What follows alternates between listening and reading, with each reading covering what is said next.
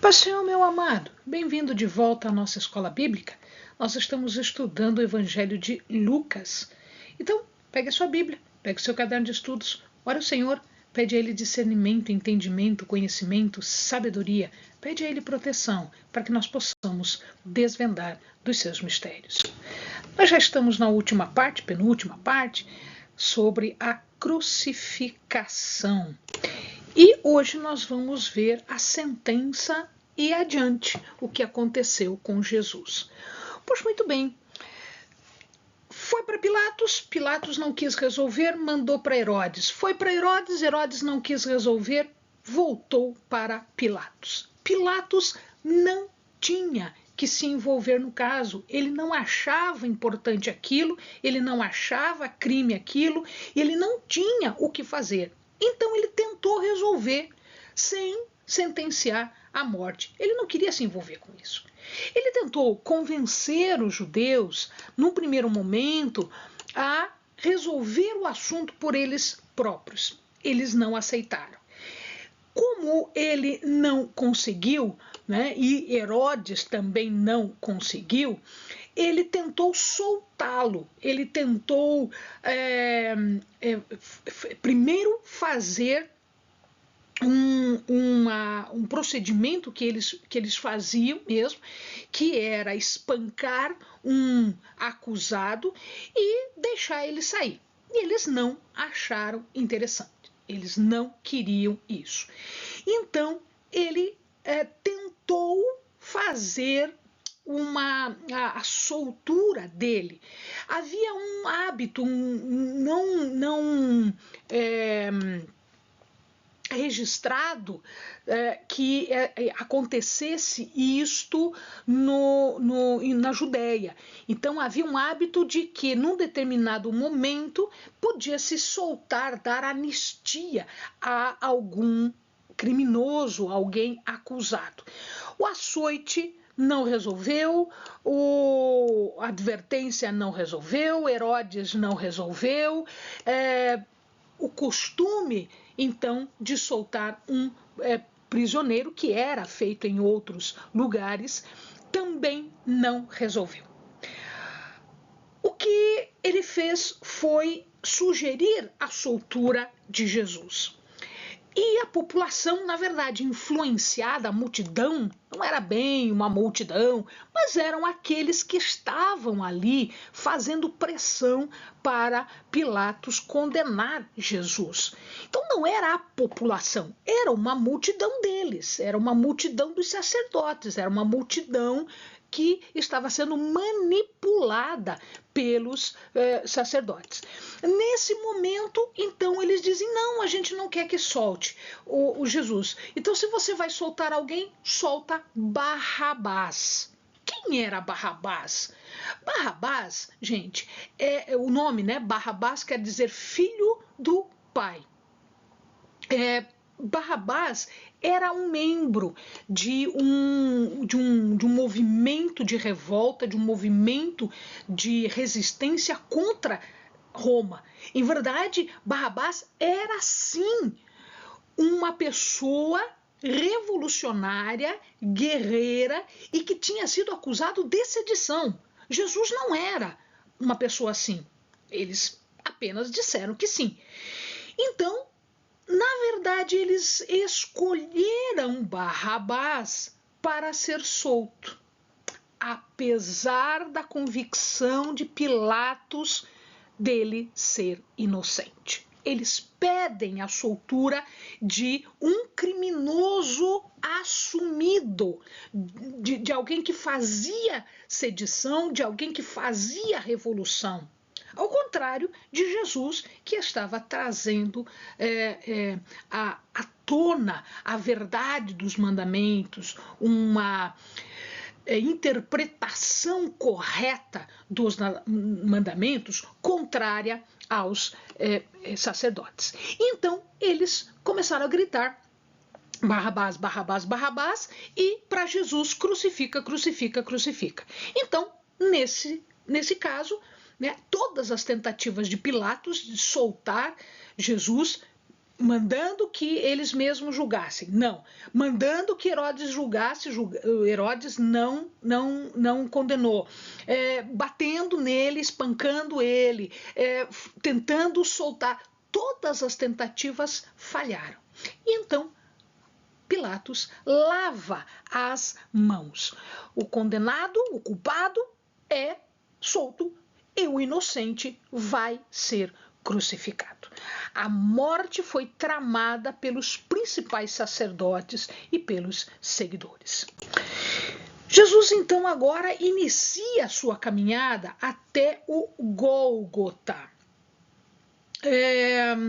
Era costume que os condenados à morte por crucifixão deveriam carregar ou a cruz inteira já montada, que era muito pesada, ou só a barra transversal onde as mãos eram unidas, porque depois essa barra era colocada no eixo para ficar de pé. Então ele estava levando a barra até o Gólgota. Gólgota aqui quer dizer caveira, era o lugar da execução. Ele não tinha mais condições físicas de levar a cruz ou mesmo a barra, porque era muito pesada. Ele tinha que sustentar o peso do condenado na cruz, então ela era de madeira, madeira inteira, madeira pesada. E ele caía porque ele estava enfraquecido, ele foi flagelado, ele foi espancado, desde que ele foi preso pelos soldados, por todo o período ele foi preso. Ele recebeu a punição da flagelação. A flagelação era feito um chicote com tiras de couro e nessas tiras de couro eram costuradas pedaços de ossos e pedaços de metais. E esse chicote então era lançado contra o corpo da pessoa e isso fazia sinais, fazia vergão e deixava o corpo em carne viva. E ele recebeu então a flagelação, né, a sanção da flagelação, que eram 40 chibatadas menos uma, que era para não passar, ele não podia passar. E quando ele estava fraco, ele não conseguia levar a cruz, então ele estava caindo. Os soldados obrigaram um transeunte, uma pessoa que estava passando por ali, que estava voltando do trabalho, de nome Simão. Simão era de uma localidade chamada Cirene. E eles então foram levados até o Gólgota. Aqui ao ladinho eu coloquei uma foto, né, uma imagem do Gólgota. Se você olhar suficientemente de longe, esses buracos aqui, se você olhar de longe, dá para imaginar que é uma caveira. Então, o Calvário ou Gólgota ou Monte da Caveira. Era este o lugar onde ele seria crucificado. E ele andando pelas ruas, o povo começa a se lamentar. Por quê? Porque não foi o povo que pediu a morte de Jesus, o povo nem estava lá. O povo agora, vendo que Jesus, aquela pessoa boa, aquela pessoa que ensinava, que fazia milagres, que fazia tudo pelo povo, que estava trazendo mensagem diretamente de Deus, que era o representante de Deus na terra, eles começaram a se entristecer. E eles choravam e começavam a lamentar. E aí ele fala, ele chama as mulheres, as filhas de Jerusalém, que elas não deveriam chorar por ele, que elas deveriam chorar pelas calamidades que estavam por vir. Estas calamidades estavam previstas já em Oséias 10:8, que diz assim: e os altos de Aven, pecado de Israel, serão destruídos, espinhos e cardos crescerão sobre os seus altares, e dirão aos montes, cobri-nos, e aos outeiros, caí sobre nós. Então, ele dizia, não chorem por mim, está escrito lá. Vocês têm que chorar por vocês mesmos, porque vocês vão pedir a morte e a morte não vai aparecer. Tamanha a punição, né? E isso é o que está, inclusive, em Apocalipse 6:16, que é o que vai acontecer ao final. E diziam aos montes e aos rochedos, esta é a palavra que Jesus está dizendo, né? Caí sobre nós, escondei-nos do rosto daquele que está assentado sobre o trono e da ira do Cordeiro. E isto vai acontecer com a destruição de Jerusalém e com a destruição que está próxima, né? Porque os romanos vão fazer isso quando Tito é o imperador, né? E ele está dizendo, não chorem por mim, porque eu estou aqui para salvá-los, mas chorem por vocês, porque o resultado disso tudo vai ser uma grande punição. Jesus era inocente e Jesus estava sofrendo desta forma. Então imagina qual seria o fim dos judeus culpados, que é o que está escrito nesta profecia, que é o que está escrito em Apocalipse. Se ele, que era inocente, estava sofrendo tudo aquilo, não lamente por ele, lamente por si, lamente pelo que vai acontecer, lamente pela punição, o que os culpados terão que passar. Jesus veio trazer salvação e foi tratado dessa forma. O que os culpados terão que passar? Então, esta é a mensagem de Jesus nesse momento para estas mulheres. A crucificação, então, aconteceu, Jesus foi pregado à cruz.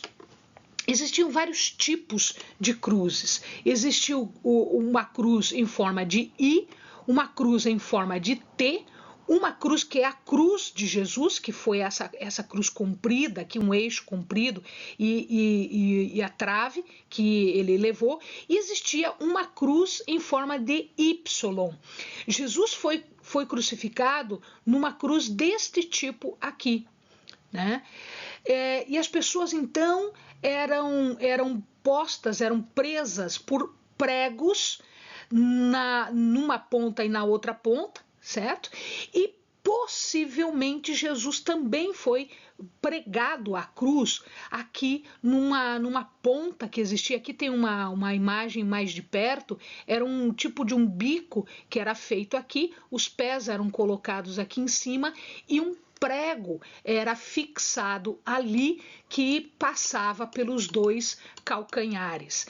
E isso era feito para que, quando a pessoa estivesse esticada na cruz, o prego não rasgasse as mãos por causa do peso do corpo. Então ele se apoiava nesse biquinho ali, né, que era preso inclusive por um prego entre os dois calcanhares. Esta morte era uma das mortes mais horríveis que o homem já inventou. Por quê? Porque ela era uma morte lenta e extremamente dolorosa. Jesus foi então pregado na cruz, possivelmente com 3 pregos, um em cada braço, né, na parte da mão, nesta parte aqui da mão, não é na parte da palma da mão, porque aqui não segura nada, rasga, tá? Era feita aqui, onde tem vários ossos, e aí podia prender a pessoa. E o terceiro prego entre os 2 pés, passando pelo calcanhar para fixar e para apoiar. Jesus então foi colocado entre 2 transgressores, entre 2 criminosos. Esses criminosos sabiam que eles eram transgressores. Eles sabiam que tinham feito coisas erradas e que, por conta disso que fizeram errado, estavam sendo executados. Mas ele não. Jesus não. E a profecia, uma profecia, fala de que ele será havido, será contado entre os transgressores, entre os criminosos. Ele foi colocado entre dois, portanto, ele estava no meio e dois transgressores ao seu lado. As suas roupas, conforme era o costume da época, as suas roupas foram retiradas e foram dadas para aqueles que estavam fazendo a crucifixão, ou seja, executando os prisioneiros. Como Jesus tinha uma túnica inteira, ele tinha uma túnica que não tinha costura, ela era inteira. Esta túnica era muito mais valiosa. Então eles não quiseram rasgar a túnica, eles sortearam a túnica, que também é uma das profecias, né, de que as suas roupas eram divididas e eles iriam lançar sortes sobre a sua roupa. E as autoridades? As autoridades estavam lá para ver até o final o que ia acontecer. E o que era que aconteceria? A crucifixão de Jesus. Estes que zombavam, Lucas diz que eram as autoridades. Eles oferecem a Jesus um vinho drogado que era para tirar os sentidos, tá? E depois eles aproveitam e oferecem vinagre. O vinagre era obtido do vinho que azedava. O vinho, então, estragado, era um vinho barato, era um vinho que ele deixava de ser vinho, ele se transformava então em vinagre. A gente tem vinho de vinagre de vinho hoje em dia. E eles ofereceram inclusive isso. Zombavam, escarneciam, enfim, todas estas coisas ele teve que sofrer até o final. Na cruz, Pilatos manda escrever uma placa, isto era costume. Qual era esse costume? Por que essa placa? Esta placa deveria dizer qual era o crime da pessoa que estava sendo morta, que estava sendo crucificada. E Pilatos manda escrever em latim, em hebraico e em grego: Jesus de Nazaré, Rei dos Judeus. Que hoje nós representamos com uma plaquinha, a gente tem lá o crucifixo e em cima algumas pessoas colocam uma plaquinha de INRI.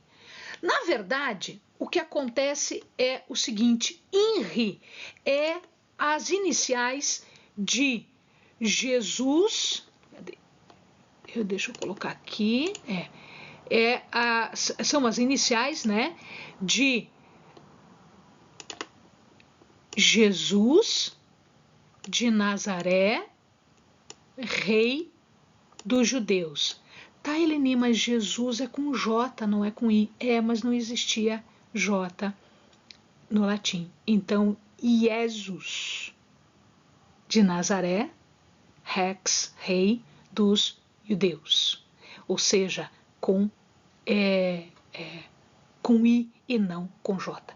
Então, aquela plaquinha que está escrito, né, em cima dos crucifixos é Jesus de Nazaré, Rei dos Judeus. Nesse momento, um dos ladrões se arrepende. Um dos ladrões, ele vai se arrepender. E o outro começa a blasfemar. Ele diz: mas você não é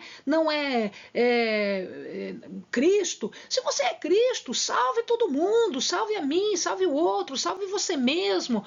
Ou seja, ele está falando no sentido de que nem ele acredita, né? Ele era um malfeitor, um criminoso, mas ele não acredita que Jesus não era, que Jesus era o Cristo. Então ele começa a zombar de Jesus. E o outro, arrependido, diz: olha, não faça assim. Senhor, lembra-te de mim quando estiveres no teu reino, né? Quando estiverem lá onde você vai para a glória ou no lugar, né? Ele entendeu que Jesus teria um reino, que Jesus não era deste reino, Jesus era de um outro reino. E aí Jesus disse: ainda hoje estarás comigo não no meu reino, mas ainda hoje estarás comigo no paraíso. Jesus promete então a este bandido arrependido, veja, até o final existe chance. A este bandido arrependido, Jesus promete algo ainda superior. Ele não vai agir depois que ele chegar lá no reino, não. Ele vai levar o bandido junto. O bandido arrependido, porque a morte não é o fim de tudo. O que Jesus está dizendo aqui, ele estaria com Jesus no paraíso, naquele dia ainda, porque haveria salvação para ele. Na hora sexta, Jesus é colocado, diz Lucas, e a paixão, na verdade, a crucifixão, ela demora, porque é uma morte muito lenta. Então as pessoas não morrem rapidamente aqui. Durante 3 horas houve o que eles falam de trevas. Ele foi, então, para o Calvário a hora sexta. Esta hora sexta era uma maneira de se contar as horas. Eles não contavam as horas como nós, né? Então, 1, 2, 3, 4. Não, eles contaram hora sexta. Qual era a hora sexta? Meio-dia. Meio-dia era a hora sexta.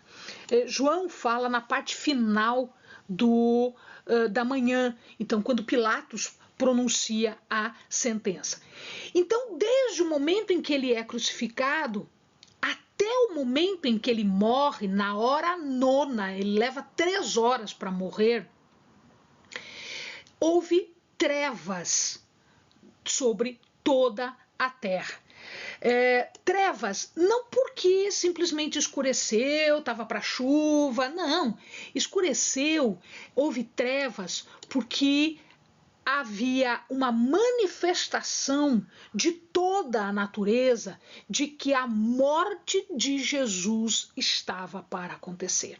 Portanto, esta tristeza pela morte de Jesus, certo? E aqui nós vemos a menção de que muito próxima à hora da morte de Jesus, o véu do santuário se rasga.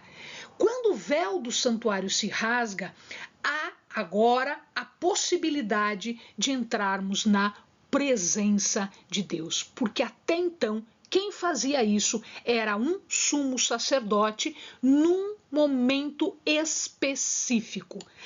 A morte de Jesus estava de acordo com os planos de Deus. E Jesus foi fiel até este momento. E ele então expira e há tremor. Quando tudo isso acontece, o centurião que estava orientando, que era o chefe de todos os soldados que estavam ali, ele reconhece que este era realmente o Filho de Deus. Portanto, o centurião, não os sacerdotes, mas o centurião, ele reconhece que aquele não era simplesmente um outro bandido, não era simplesmente uma outra pessoa. Aquele era realmente o Filho de Deus. E ele louva a Deus por isso. Jesus então é sepultado e José de Arimateia, que era do Sinédrio, ele pede para recolher o corpo de Jesus, porque nós estamos entrando no sábado.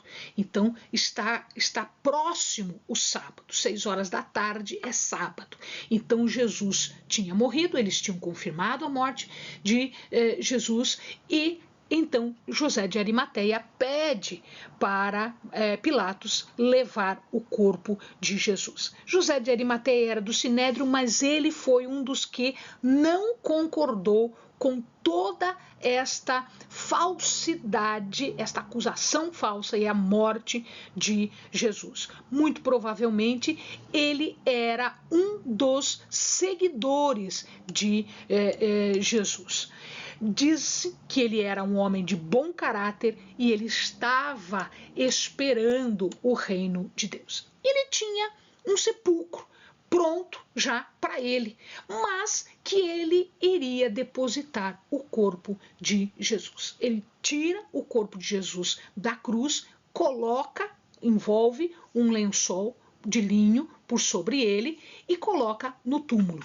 Por que isso? Porque no dia seguinte era sábado, então estava começando o sábado, eles não poderiam fazer nenhum ritual de purificação, de limpeza do corpo, eles não poderiam terminar todos os rituais, a cerimônia do sepultamento. Então, era costume colocar aromas, bálsamos no corpo, e isso só podia ser feito depois. A unção do corpo tinha que ser feito, não ia ser feito no sábado, porque não podia preparar o caixão no sábado. Então, fizeram isso, colocaram uma pedra por sobre a entrada, né, fechando a entrada, e depois cada um foi para o seu lado para descansar o sábado e após o sábado já irem fazer a preparação do corpo. A preparação do corpo, então, foi feita no que hoje nós chamamos de domingo, né? Nesse momento, as mulheres foram lá. Quem eram estas mulheres? Né? Depois ele fala, né, que essas mulheres eram Maria, era Salomé, eram outras mulheres que estavam ali junto. Então elas foram até lá bem cedinho para fazer a preparação. E quando elas entram lá, elas veem que a pedra está rolada, que nem uma fotografia de um túmulo típico daquela região, e elas viram que o corpo não estava ali. Quando elas estão saindo, elas se deparam com dois homens com vestes resplandecentes. Estas vestes resplandecentes são típicas de anjos. Então a reação delas foi de medo. Elas não olharam diretamente para eles, por medo, por respeito, e ali elas pediram o corpo. Onde está? Onde puseste? E então os anjos dizem, estando elas muito atemorizadas, diz a palavra, né, no verso 5, e baixando o rosto para o chão, eles lhes disseram, por que buscais o vivente entre os mortos? Não está aqui, mas ressuscitou. Lembrai-vos como vos falou, estando ainda na Galileia, dizendo, convém que o Filho do Homem seja entregue nas mãos de homens pecadores, seja crucificado e ao terceiro dia ressuscite. Este era o terceiro dia, porque sexta-feira ele foi enterrado, sábado ele estava lá e agora era o domingo, o terceiro dia.